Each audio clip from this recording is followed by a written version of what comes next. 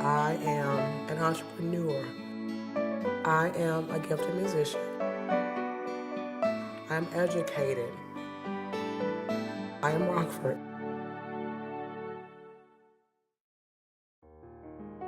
Music is my everything. When I sit down to my piano, I could be in an awful mood, but the Lord blesses me to play the right song at the right time. I have a love for music because I see how it operates and I see what it does to individuals. What my mom imparted into me is never give up. I've watched her do the impossible. I appreciate my mom for what she did for me. When I was growing up, she took on 2 full-time jobs just so we can maintain and live. I followed my mom because I'm mom's baby and I wanted to be closer to her.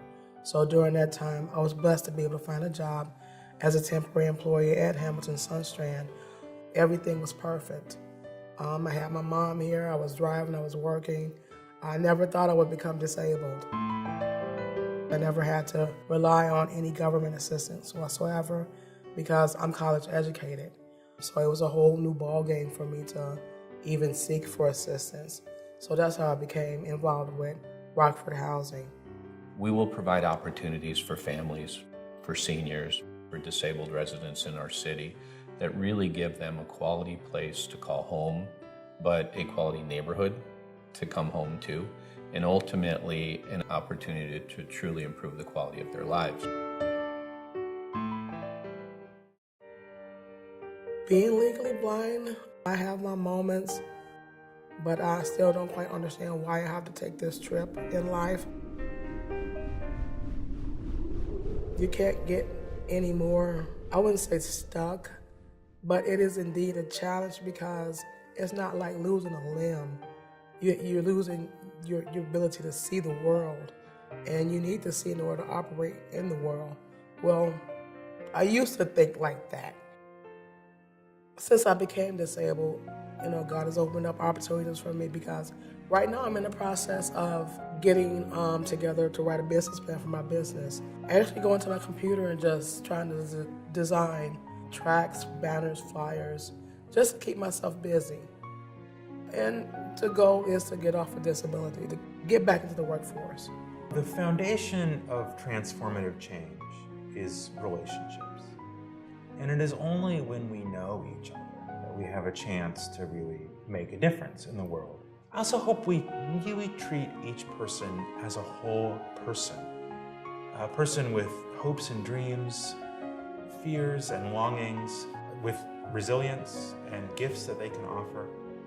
So in spite of me being disabled, in spite of me not being able to see the world the way I used to see it, I'm still getting blessed because I finally get to have my life dream, my goal of being an owner, being an entrepreneur, having my own business and doing what I love to do, which is graphic arts.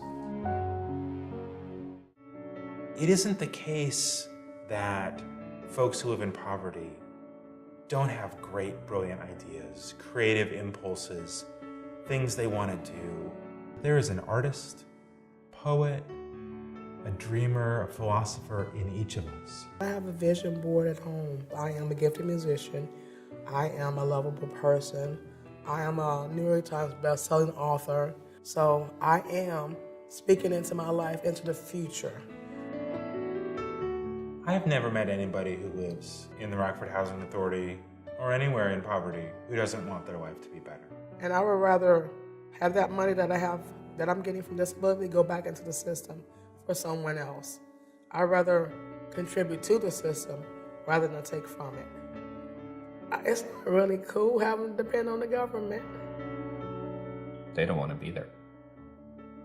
Can you imagine showing up at a public housing site? Is that a feeling of arrival? Or is that a motivation to say, I don't want to be here, and I want to know how long it's going to take me to not be here anymore? I would rather be out there doing it for myself, with God's help, of course, but I'd rather be out there becoming a productive member of society employing other people, making my own money, seeing my work all over the nation, the states. That's the hope. But yeah. The motivation is the desire for change, the desire to find success, because the resident is not feeling like I've made it when they show up at a public housing site. When I became disabled, it was like a sock in the face, a hit.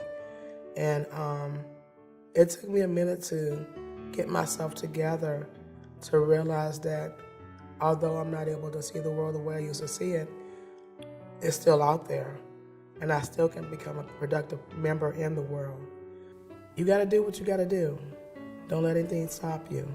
In spite of whether or not you have a disability or whether or not you lost a job, or there's always other opportunities that you can take advantage of, or programs that you can take advantage of to make things better for yourself, because I had to pretty much flip the script for myself to realize that I can't see the world like I saw it before, but I'm not dead, so it's not over.